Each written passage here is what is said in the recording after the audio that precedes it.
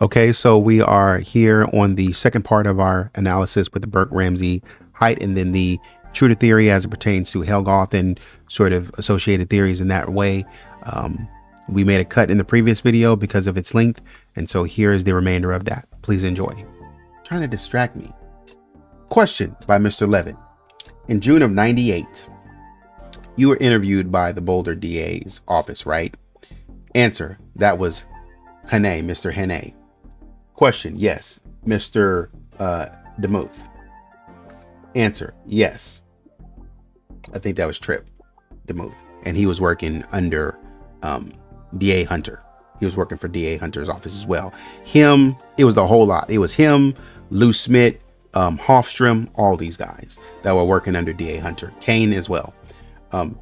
Question, prior to commencing the interview, did you know that identifying the source of the Hi-Tec shoes was a priority for the investigation? That would be more than 2 years after, a year and a half after your daughter's murder. Okay, so this is Patsy.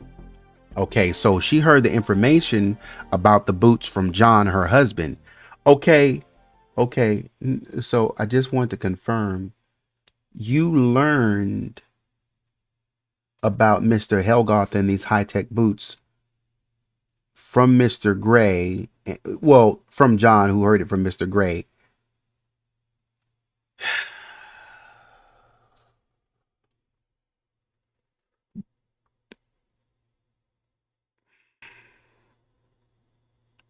I guess that's what I wanted to get at. Here again, it never fails. We can't seem to get John Ramsey to stop putting his nose in police business with something to throw. We have no evidence for it. It's just throwing random, unproved information into the investigation. Did you look over here at this guy? Well, Patsy, let me just double check with you. What do you know about this Helgoth guy? Where did it come up? What would connect Helgoth to the case? If there are a string of burglaries or people sneaking in people's houses, and it came from some guy knowing who this Amy person was, because apparently the person standing over Amy at Rita's house, if we go back to that story, apparently the person that was standing over her was like, hey, I know who you are. Meaning that I think, and there's more evidence to suggest, I think, or something to the effect, that he had stalked her at the studio where she dances, which is, you know, kind of could have been the same thing that happened to JonBenét. Okay, yeah. I get all that. But is there anything to connect us to the idea or connect Helgoth to the idea that Helgoth did the same thing? Do we know or can we see that Helgoth also stalked and went to these studios and they saw him before or anything? Do you remember seeing Helgoth before? They can't say they have. It's going to be I don't know, because you can't lie. You can't lie and say you did. You open up to a lawsuit at that point. Never seen this man before, so you can't say. There's a bunch of circumstantial stuff that surrounds Helgoth, but all that really proves is that Helgoth was who he said he was. I like young children, and I like to stalk people and burglarize. That just proves he is who he said. And that would also prove that Helgoth is prone to crimes of opportunity where he gets something out of it. Number one. Number two, the thrill of doing things. If Helgoth is prone to crimes of opportunity and only there for the thrill, then the thrill would not include picking up JonBenét and taking her downstairs and trying to assault her in any way. That would not be the thrill. The thrill would be sneaking in, stealing something, taking the $7,000 check that was sitting up there on the way down to the basement, since he's so observant, since he knows everything about the house. Because as we'll see, Lynn Wood is going to try to make the case that, you know, yeah, these people don't need to know everything about the house. I beg to differ. But if he's strictly there for the thrill, then the thrill is to get in and get out. I get in the house, I do my business, I get out. Or I get in the house, I stand over this girl, I do whatever I need to do. She's 6. How she's not going to stop him anyway? Guess what? Because if we're thinking about, okay, well, he didn't do it because she screamed. Well, if Michael is as experienced as supposedly he needs to be, then Michael would have known. Michael would have very easily known to, because clearly he put tape over her mouth, right? Clearly he put tape over her mouth. If that's the case, then Michael would have known that, because, wait a minute. This is what it's going to sound like. Because not only, so if I'm going to scream, I silenced it. Boom. Take you downstairs. Do whatever I need to do. Take you back upstairs. That's done. I got it. I got the thrill. Or I would just leave her in the bed. Because this person snuck into the girl's bed. Amy snuck into Amy's room. And he was going to commit the act right there in Amy's room. Okay. Fine. It leads naturally to then that would have been done the same way to JonBenét. Just do it in the room. Lock the door and do it in the room. Naturally. And if JonBenét has a problem, you said you found her with duct tape over her mouth.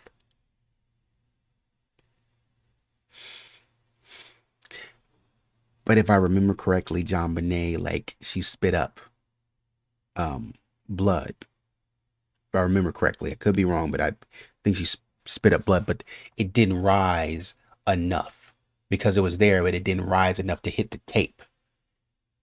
And apparently, if they want to stop JonBenét from screaming, then guess what? This is what they do. This is what an experienced person would do.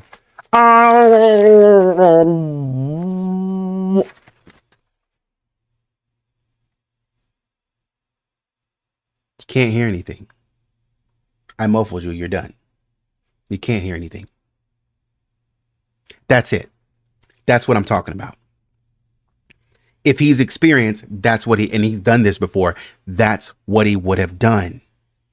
If he's experienced, he would have taken the tools that he needed to get in and get out. He wouldn't have sat at the table and been like, oh man, you know what? I need to write a letter. He wouldn't have done that. Because if he really, if we're talking about, if we're talking about Helgoth wouldn't have sat there, bruh. If we're talking about Helgoth wouldn't have sat there and been like, oh man, you know, we're not prepared. We need to sit down and write this note after you unalive this child. That would have been like the first thing that you did. That would have been something that you came with. You know what I mean? That would have been, because like I said, either we're talking about somebody who's prepared or we're talking about somebody who's not.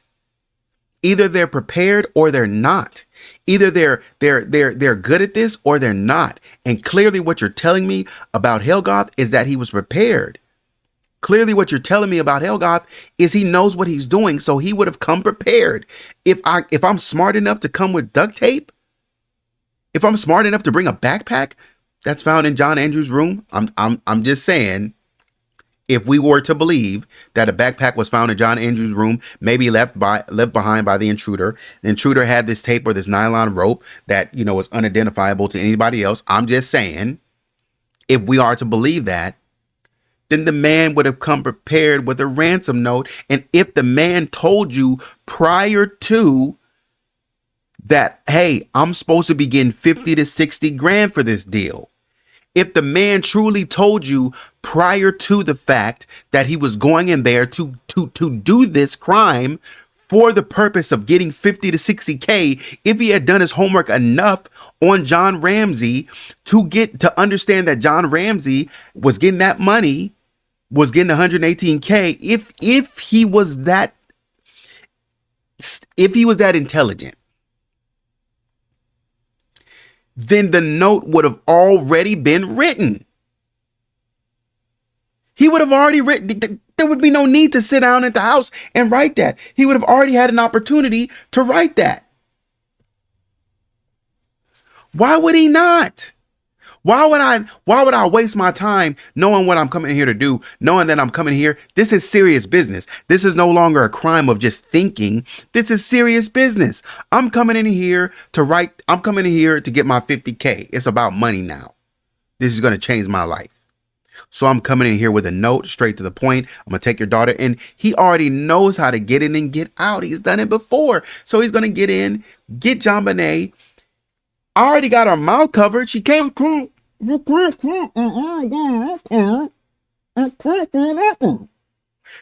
We can't hear her, especially if we got her down in the basement. Since I know so much, since I'm so smart, I already got her down in the basement. So guess what? I'm covering her mouth. And guess what? We knocked her out with the stun gun. If that can be done. No, it can't. I knocked her out with the stun gun. She would have been out for like 20 seconds and she would have woke back up. But anyways, I knocked her out with the stun gun. We put her in a suitcase or whatever we do. We send her up she's knocked out enough, so let's say she's knocked out for 5 minutes. We would have been able to get her. We would have covered her mouth. That's what they would have done. They would have covered her mouth. They would have gagged it, put the tape over, tied the hands behind the back, tied the legs or whatever. And they would have, cause she's 45 pounds, bro. She's 45 pounds. There is no fight. Oh, John was like, she would have been kicking and screaming. It doesn't matter. She's 45 pounds. She's in her hands and her feet are bound and she can't scream. I'm going to very easily put her through the window. She can fit. My guy who's already up there, he's going to pull her. Boom, I got her. Pull her up, put her on the grass, take her to the fence, walk her over the fence and walk straight out. And if there was no fence in 96, then we just gonna walk straight out. That's it. That's easy money. And I'm going to wait to call and I'm going to say, John, where's my money? Great doing business with you, send through my guy. And we'll meet up with my guy and we'll pay him the rest of the money. If I'm getting 50 and my guy is getting 50, then that leaves 18. So I got to pay some to the guy who facilitated the deal, who goes on my behalf to go get the money so it can't be tied back to me, and then pay you 18 grand for your trouble. Bring me back the money. I'm gonna give you 18 grand for your trouble. I get my 50 and my other guy gets the 50. So we're done. Right? But that's not what Michael does. Michael fumbles the bag. He decides that now he wants to commit this heinous act in the basement and get up and run. Well, how about the other guy? What was the other guy doing? He was just sitting there watching, just allowing to say, you know what? I'm not interested. Mike, you do your thing. I'm just going to stand here. And they just got up and ran. Come on. Come on. Was it one or two? Because if there were two people, then one person had to be sitting there watching all this go down. Come on. Please. Please. One guy just sitting there watching. Oh, so one's a good guy and the other one isn't, and that can happen. I'm not saying it can't. That can happen where one guy's like, man, I know it's gonna go down like that. So maybe Mike just picked up some random dude who didn't know what he was doing. You see what I'm saying? Or maybe it wasn't Mike. Maybe it was the other guy who got in there, was unexperienced, and just decided, you know what, Mike, I don't really want the money no more. I'm also a child abuser, and you know what? Child abusing means more to me than this money. So I'm just gonna stay here. And then Mike is like, no. And then the guy does whatever he needs to do, and then he gets up and he kills JonBenét. And then Mike is like, man, you messed up our money. Now we gotta go. But apparently the guy is smarter than Mike, because now he unalives Mike, makes it look like Mike did it to himself, because after what DA Boulder said, DA Hunter said, we're going to find you just soon enough. It's only going to be you on the list. You know who that sounds like? You know who that statement sounds eerily like? Patsy Ramsey. Y'all getting statements together? It's weird. Y'all coming up with statements together? I got some on that too. It's coming. Y'all coming up and putting statements together. We will, God knows, And we know we will find you. And it's funny that Alex Hunter says the same thing. And then the next day, Mike is like, no more. Because I was like, if that was the case, then Mike would have got an advance of some sort. And if that was the case, then why? If it's just a failed attempt, then why in the and Mike has done this before, why then in the next day does Mike need to unalive himself? For what? It's just a botch or it's a failed deal. Why does he need to for what? Because he's done this before, right? He knows what he's doing. Oh no, but he's never unalived anybody, so now he feels bad, and so therefore he can't live with himself. And okay, I get it. We'll allow that. But anyways, let's continue. So John, we see here, has inserted information that is now coming out into the police report. He's inserted information. So we get some information, blah, blah, blah, blah, blah, blah. We talk to Trip. Question: prior to commencing that interview, did you know that that identifying the source of the Hi-Tec shoes was a priority for the investigation? That would be more than 2 years later. So blah blah blah. Mr. Wood says, Lynn Wood says, are you asking her if she knew what was a priority in the investigator's mind?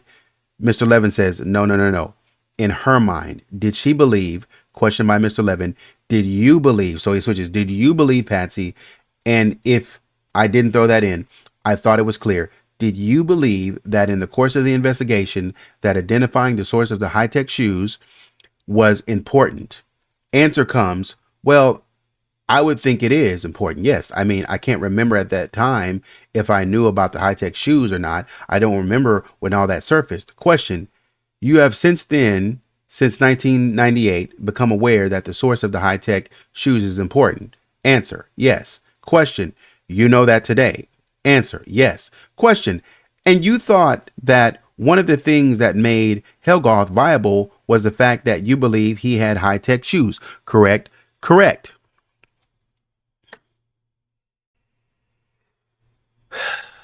Let's break them down, Mr. Levin. Come on, let's do it.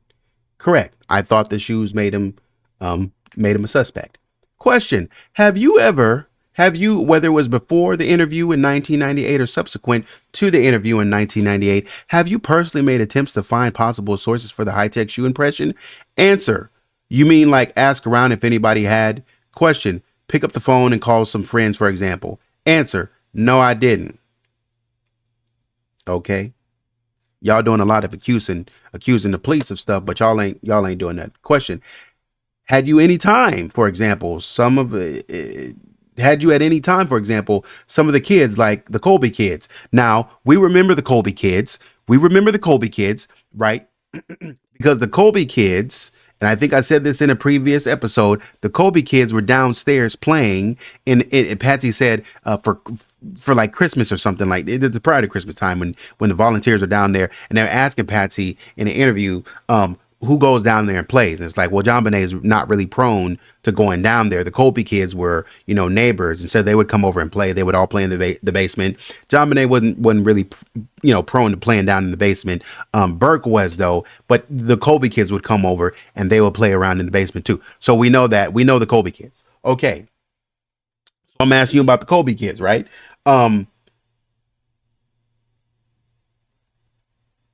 Like the Colby kids ever come over, did you ever go and just pick up the phone and walk across the alley and say, do you guys have Hi-Tec shoes? Did you ever do anything like that? Lynn Wood butts in, says, you're assuming that she may have learned about it at the time she still lived there. She told you she wasn't sure when she first learned that. So the witness comes back in. No, I didn't call the Colbys to ask if their children had. Okay. Mr. Levin says, question: whether it was from Boulder or Atlanta, did you ask? I don't care where you were. When you found out, I'm not assuming that she was there. I'm asking, when you found out, did you pick up the phone and try to solve your child's murder by calling around and finding out who had what? Did it come to your mind that, hey, man, some kids were up in my house, they could have had these shoes? Answer: right. Question: okay. Did you sit down and discuss with Burke at any length whether or not he ever had Hi-Tec shoes? Answer: no.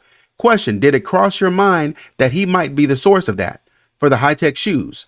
Answer, no, because my understanding was that it was an adult footprint. He was 9 years old at the time. Question, do you know the source of the belief that it was an adult's footprint? So basically, you're assuming that it's an adult footprint. That's an assumption. I gotta touch on that assumption. Answer, whoever told me about it, or whoever I learned it from in the first place. What? I'm asking you, do you know the source of the belief who told you it was an adult footprint? Who told you that? And Patsy's answer was, whoever I learned it from.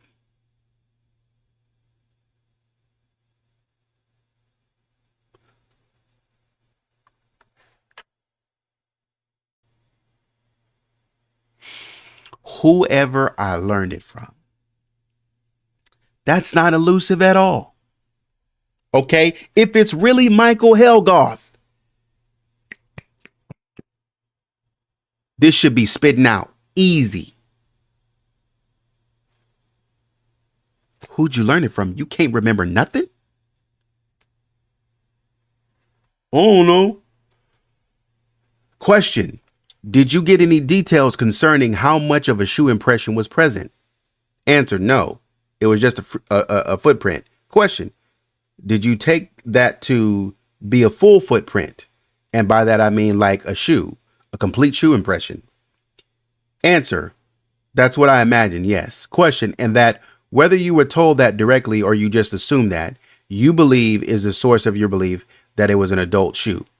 Answer, yes. Question, you've been asked whether or not anyone in your family owns Hi-Tec shoes or ever own Hi-Tec shoes. Yes. Okay. Question, and I'm not restating a question, Mr. Wood. And do you recall you said no one ever did? Answer, yes. So you've been asked before, essentially, you've been asked before, has anybody in your family owned Hi-Tec boots? And you said no one ever did own Hi-Tec boots. That's what you told us. Question, you have had, and that was in 98, more than 2 years ago, you have had an opportunity to, now that you are in possession of knowledge causing you to believe that this is a significant fact in the investigation, that these shoes are important. You've known this for a couple years. You have had almost, we will assume, at least a year to rethink that, to kind of go over these theories, right? Have you given it some thought as to maybe someone in the family had Hi-Tec shoes? Setting them up. I'm just setting them up. This is what I'm saying. When you're lying, you don't know where somebody's going with it. So you can't really think about a lie on the fly, because when the lie comes out, it's going to sound silly. Mr. Wood, are you asking her whether she thought about whether somebody in the family, I mean, all of the prefatory comments leading up to that is the question. Since June of 98, Miss Ramsey, have you given any thought as to whether someone in your family had tech shoes? Mr. Levin confirms. Yes, that's the question I'm asking. That's correct. That's the question. Mr. Wood says, all right, you can answer the question. Patsy says, no, I haven't given it any thought to whether somebody in my family owned those shoes. Why not? Are y'all trying to solve the investigation or not? Because I'm asking y'all, have y'all looked at anybody in your family or in your circle that could have done this, that could have owned these shoes? Wouldn't you think it was funny that just to make sure, even if you felt a little funny, like, man, I'm about to take these shoes and turn them over to the cops. So now we arise with two possible narratives at this case, at this instance, right? Either I can see some shoes and I can say, just for safe reasons, I'm going to turn this over to the cops. Just to be safe. Just so we can make sure that we're removed from suspicion. Hey, look, I'm bringing these shoes to you just so you can count me out. Or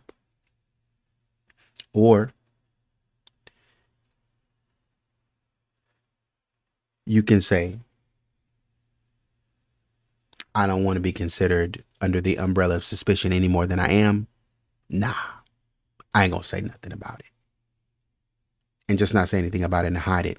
Because if the shoe print was huge and it was a full adult print, and Burke don't have adult size feet, then why can't you tell me that you have high-tech shoes? Because the answer would come, I recognize those shoes because my son has now. His feet ain't that big, and you can have the shoes. We can test them. His feet ain't that big, but I recognize those shoes because that logo, because my son has them. That's how I know. That's how I knew what those shoes were, because my son has some. He may not have those exact shoes, but he has some like that. That would have been your answer, and we could have gotten past that. But instead, this is what we're doing. This is the conversation that we're having. I didn't think about anybody in my family being it, even though the statistics show that it's likely within the family. And we told you that before. We told you that from the very beginning. The lawyer, Mike Bynum, told you that this was the case. And so you were well aware of what we were doing. And instead of following the lead of the cops and saying, well, the police think that it's going to be somebody on the inside. So instead of trying to clear your name from that point or that perspective, instead, you just chose not to ask anybody in your family because of what? Because of the bias that you don't want it to be your family. So instead of you being thorough enough and saying, you know what, maybe I should check and see if it's my family or not. Instead of you being thorough enough, you just said, nah, I ain't gonna ask nobody. I ain't gonna ask my family. I ain't gonna ask my friends. I ain't gonna ask nothing of no one. That's crazy. And that is not helpful to the investigation, which makes me believe that you are not really interested in trying to solve this case. You have got to be kidding me. We come prepared. As lawyers, we come prepared. I got another question. Okay. Mr. Levin says, did you try in your mind and perhaps to assist your investigator, identify sources close to your family that might be the origin of the shoe print? I think I may have asked Susan if she had ever seen any. I mean, I didn't. I don't know what a high-tech boot looks like per se. I have tried to kind of, as I'm in shoe stores, look around trying to see what's the significance and special and special about a high-tech boot, and I haven't even seen any yet.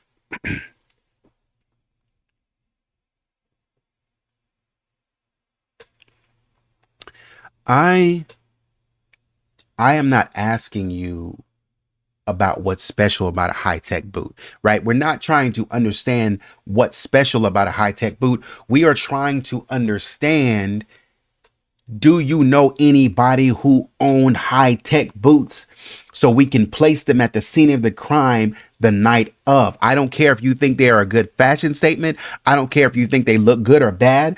I am simply asking you, was somebody that you know wearing them? That's all I'm asking.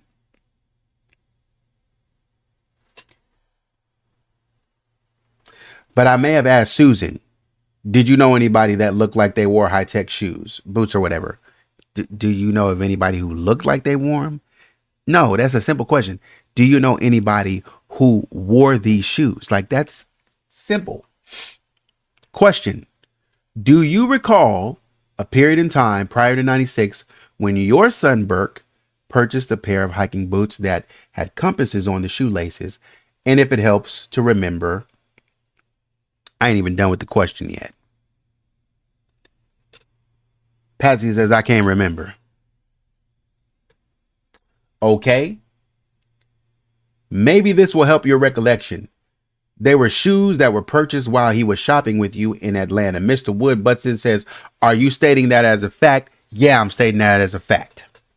Yes, I am. Yes, I'm stating that as a fact. Since you need everything to be a fact, I'm stating that as a fact. You purchased shoes shopping with this young man in Atlanta. That's where you bought them. That's the fact. Do you remember buying these shoes with your son in Atlanta? Does that help your recollection? I just can't. You can't remember, of course. I bought so many shoes for him, I can't remember What? I bought him.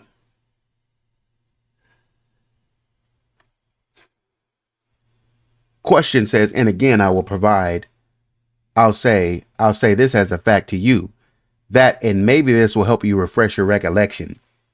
He thought that the shoes were special because they had a compass on them. His only exposure for the most part to compasses had been in the plane, and he kind of liked the idea of being able to point them different directions. When you're talking about the plane, they're probably talking about him flying with John. So he probably saw that compass there. And he kind of liked the idea of being able to point them in different directions. Do you remember? And that's something a kid would do. Do you remember him doing that with these shoes?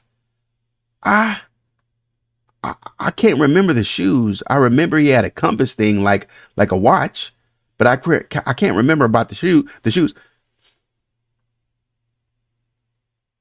You don't know what shoes your kid is wearing?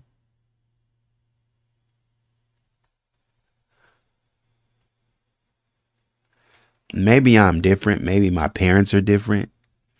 But if I walked in with a shirt or pants or shoes that weren't mine, or my parents don't remember buying for me, they would look at me and be like, where you get them shoes from? Oh, my friend. Me and my friend traded shoes. You go get your shoes back. I paid money for those shoes. You go get your shoes back. I'm sorry, we're calling them right now, getting your shoes back. But somehow, some way, you don't remember a thing about these shoes, especially them having a compass, what your son was talking about. Mr. Wood says, she will tell you one more time. Go ahead and tell him. This will be the third time. Oh, you getting mad, Lynn? You getting mad because your client's talking silly? I can't remember. Question by Mr. Levin. Okay. Does it jog your memory to know that these shoes with compasses were made by Hi-Tec? Mr. Wood says, are you stating that as a fact? Yes, idiot. I'm stating it as a fact. My goodness. Stop talking to me about nonsense. Get out of the way. Stop talking, period. Mr. Levin, yes, I'm stating that as a fact. Patsy says, no, I didn't know that. Question. I'll state this as a fact. There are two people who have provided us with information, including your son, that he owned Hi-Tec shoes prior to the murder of your daughter. Mr. Wood says, are you stating that as a fact? Are you stating that Burke Ramsey has told you that he owned Hi-Tec shoes? See, this is why I know that John Ramsey and Lynn Wood are on the same page, because they both got this hero complex. Both of them. One wants to be a superhero pilot, and the other one wants to be a Superman lawyer. Jumping out. Do you know for a fact I object to anything that you're saying, mister? You have to come with solid, cold, hard proof for me to believe you. That's what we have here. Nonsense. Yes, that's what I'm saying. This is what Burke has told us. Mr. Wood says, he used the phrase Hi-Tec. Mr. Levin says, yes. Mr. Wood, when?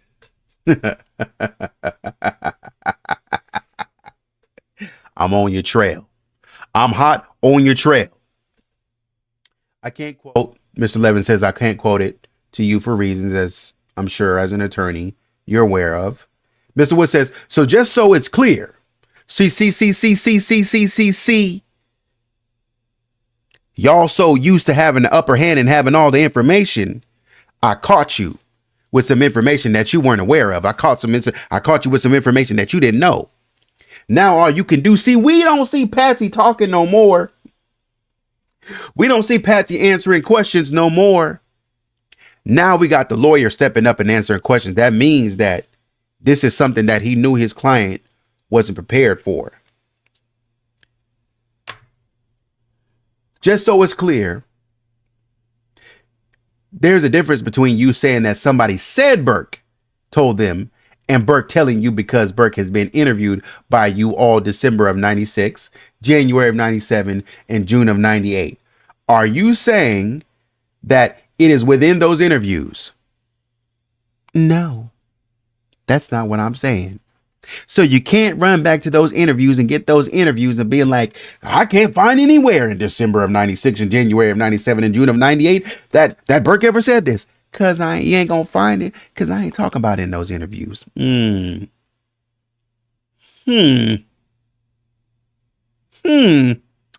What are you trying to do, Mr. Wood? What are you trying to do? Why are you asking about? Cause see, you're aware of when Burke was identified in the interview. You're aware of when he was interviewed. But this is something that you don't know. See, this is diabolical. This is diabolical because I just hit you with something that you didn't know. Now let me see you squirm. Let me see how you squirm. Let me see how you act when there is something that you don't know. Hold on just a second. Okay.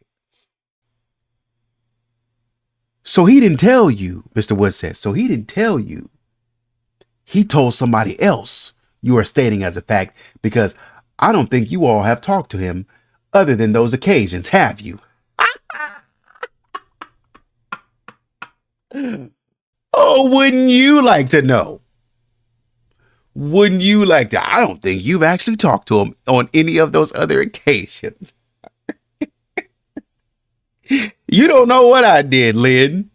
You don't know who I've talked to. So, because what he's trying to do, that statement, you must have heard this through somebody else because he didn't say it in those interviews. So you must have heard this from somebody else. And what he was going to do, he was going to refute them on the grounds of credibility of whoever it was. Because he was going to say, tell me who told you, and I can refute them on the grounds of credibility. Well, that's what he was going to do. But you can't do that because you don't know where it came from. And I'm telling you, no, it came from Burke. Well, you can't have talked to Burke anytime other than anytime other than in these interviews. And this is where Mr. Kane jumps in. This is where Mike Kane comes in. He says, Mr. Wood, we don't want to get into grand jury information, okay? So they're getting it from the grand jury is where they're getting it from. And that's something that you're not privy to. And this would be why y'all got scared and y'all started signing over guardianship. Now, of course, anything could happen. So I understand why you would be turning over guardianship. I get all that. But this would have rocked you back on your heels and been like, well, dang, what do they know that we don't know about these grand jury proceedings? Mr. Wood says, okay. Mr. Kane says, fair enough. We're not going to talk to you about the grand jury proceedings. Is that fair? That's fair. Mr. Levin comes back and says, I'm sorry. I should have been more direct. I thought you would understand. So Fleet Jr. also says that he has Hi-Tec shoes. Question says, okay, now, Patsy says, okay, now, question, does that jog your memory? Patsy says, are you talking like Hi-Tec, like a brand name?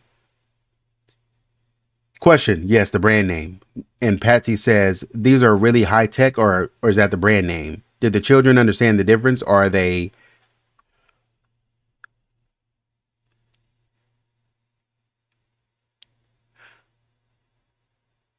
I know you ain't stupid.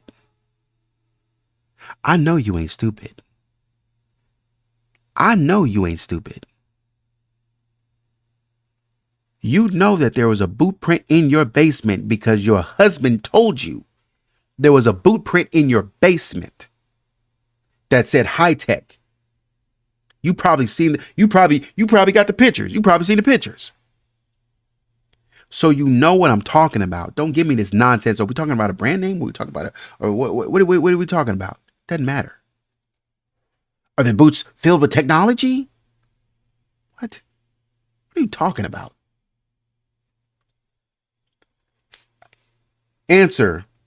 So question, I was talking about a brand name. Answer, they knew like a brand name like Nike or whatever? Question, yes, ma'am. Answer, okay. Question, does that jog your memory or your recollection at all? No, I bet it don't.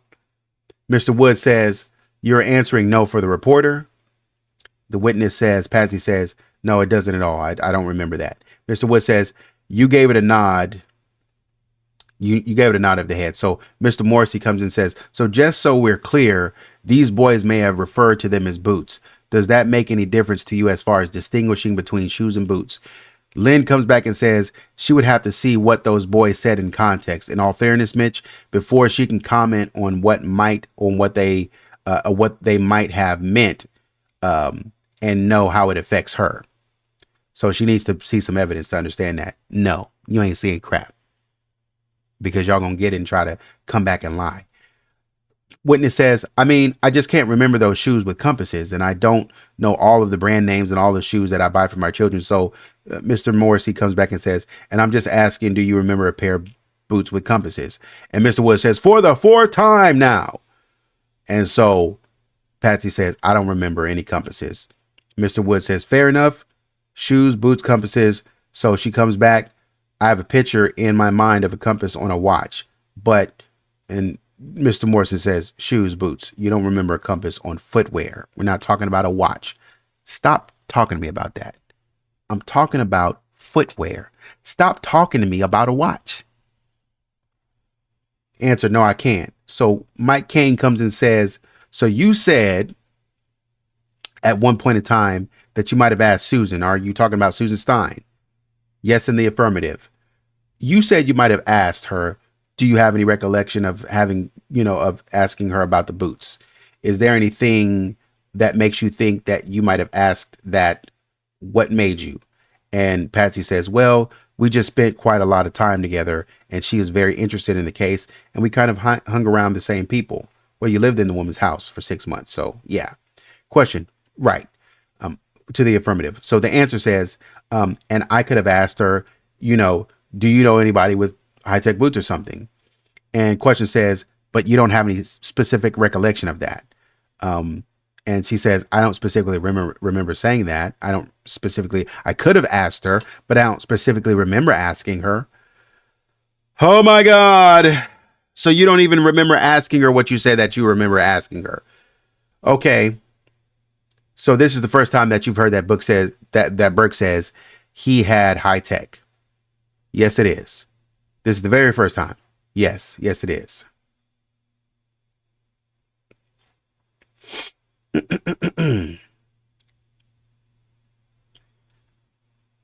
I think they continue discussions. I think this is where I want to get to.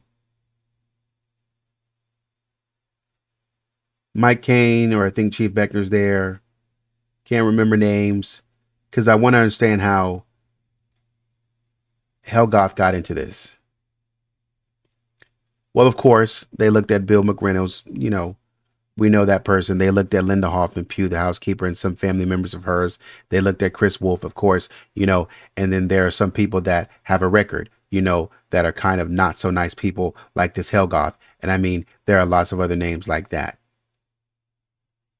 Mr. Wood, how many names, Ollie, are we talking about? How many names would you state right now? Miss Gray says that I would recommend them look into or something. Mr. Wood says, yes, there are probably 6. Other than the ones that Patsy just went through. Yes. So you know enough to put this man on trial. You don't know about no boots. You ain't asked nobody about no nothing. You only heard about this man through your husband saying it. But it's enough for you to mention this man's name to the police. You can snap off. See, y'all don't remember nothing, but y'all can sure rattle off some people's names at the drop of a hat. Who y'all want it to be.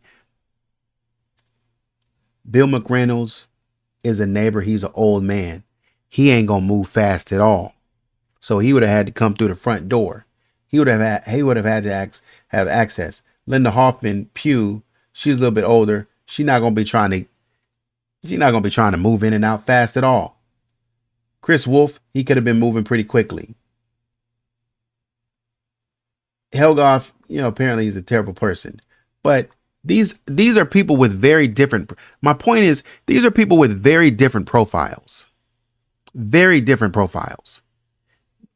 They would attack the situation very differently. And I guess I'm struggling because We're either dealing with somebody who had something to do with a crime of passion we need to solve for a crime of passion, or we're dealing with somebody who had a crime of opportunity. Because not only are we asking who did this to JonBenét, but who would have wanted her dead? That's the question that we're asking. Who would have wanted her dead? And that's the struggle. You guys are so prone to throwing people under the bus and just saying things about people. Just throwing names out there. Any and everyone. But when we come and say, have you looked in your own backyard yet? No. Haven't asked nothing about that. Dang, that's crazy. That's wild that you would think that. That's wild that you wouldn't even ask your family about that. You know, that's really weird. That just almost seems like you're purposefully ignoring your family, which is weird because if you really wanted to clear your family's name, then you would have been like, hey, man, I've given you everything I got. Here's more, just to make sure that we're clear.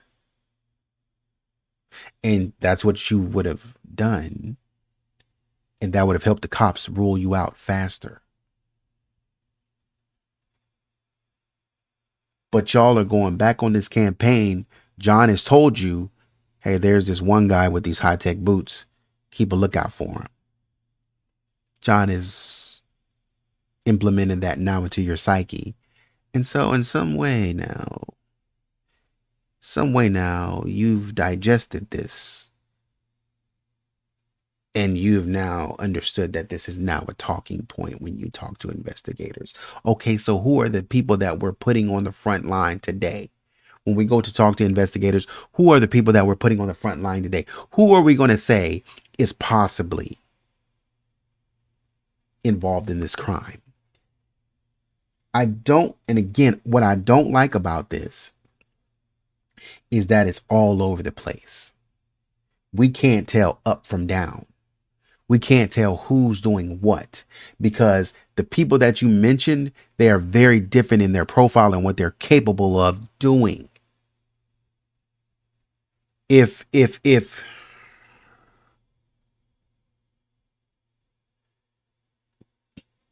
can't be Linda Hoffman Pugh. Linda, I don't even think Linda was in shape to be climbing out a window like that.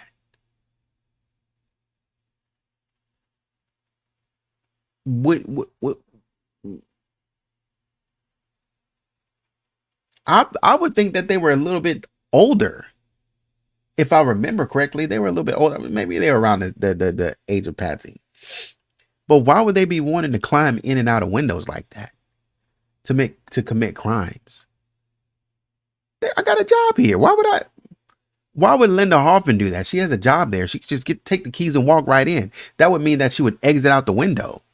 Why would Linda Hoffman need to do that? See, that's what I'm saying. It's inconsistent. Why would Linda Hoffman need to do that? Why would she need to sneak out of a window? That does not make sense, man. Come on. Bill McReynolds, he's too old to be sneaking out of a window. Why would he do that? He's not going to do that. Bill McReynolds is going to come through the front door. Why would he do that to JonBenét and then sit upstairs and write a note? Why would Linda Hoffman Pugh do that to JonBenét and then go back upstairs and write a note? Why would they do that? Help me with the motivation there. Chris Wolf, he sneaks in. He would have motivation to do that. I don't know why he would go upstairs, why he would do that. Leave JonBenét downstairs, then go upstairs and write a note and be like, hey, well, got your daughter. No, you don't. And then Helgoth and Chris Wolf in that statement would be the only two people who would want the crime of opportunity. McReynolds and Hoffman would be the crime of passion. But Linda Hoffman could not be it. And of course, it could have been the husband, Mervyn, blah, blah, blah, blah. But Linda Hoffman would have been doing what? Now we have to establish Linda Hoffman is the kind of person to sit there and stand idly by while a child is abused. That's what kind of person you're saying. Have we established that? Because that's the loaded statement that you're making, is that Linda Hoffman is one to sit idly by and watch a child be abused. She's that sick. She's in this ring that's going on in Colorado of of child defenders. That's what she's in. She's involved in that as well. It could be possible. I've seen that before, but that's what you're saying. Has that been proven for Linda? Can we go to Linda's kids and say, are you being abused? Is this happening to you? Has this ever happened? Did we do that? Because if we just go and hurl claims about people all over the place, then questions need to be asked. Oh man, his story is crazy, and he wrote a play about this, and eerily enough, his wife wrote a play about this, that, and third. Okay, but did we ask him? Can this man get out the window? Would this man need to go out the window? That does not make sense, because come on, listen to what you're saying.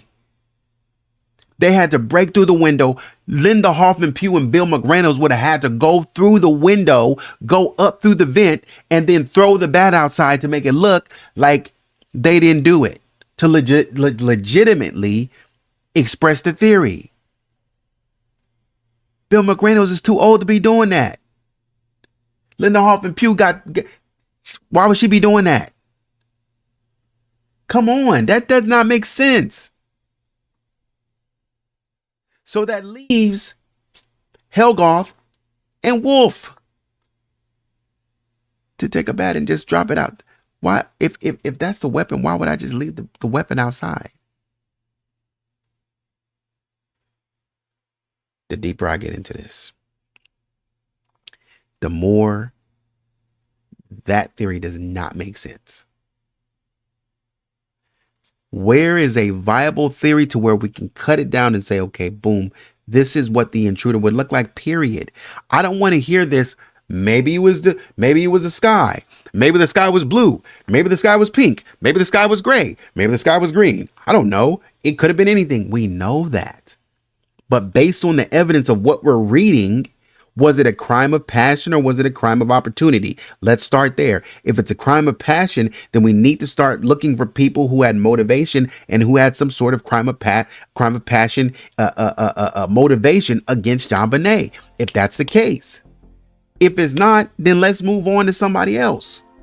And we're looking for people, and when we go to our FBI profilers, we're looking for crime of passion people. If not, then we'll move to crime of opportunity. That's a completely different person. Because a crime of opportunity person is coming by and says, oh, your gate is unlocked. Oh, your front door is unlocked. Which is why Burke would make the statement, oh, I think I came back down the stairs and I may have opened the door and left the door unlocked. Why would you unlock the front door, Burke? What would have led you to unlock the front door in the middle of the night? Make it make sense. See, that's what I'm saying. You can't just throw random statements out there. That does not make sense. Why? I can't remember if I left the door unlocked or not. You probably didn't even go over there by that door, because there's no reason for you. You came down here to play with your toy, not to unlock the front door. Who randomly wakes back up and goes downstairs and said, you know what? Before I get to my toy, you know what I need to do? I need to unlock this door. Just for no reason. I want to be a menace, so I'm just going to unlock this door. That's what I'm going to do. Anyways, that's the video.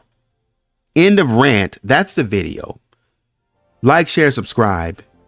Let me know your thoughts in the comments.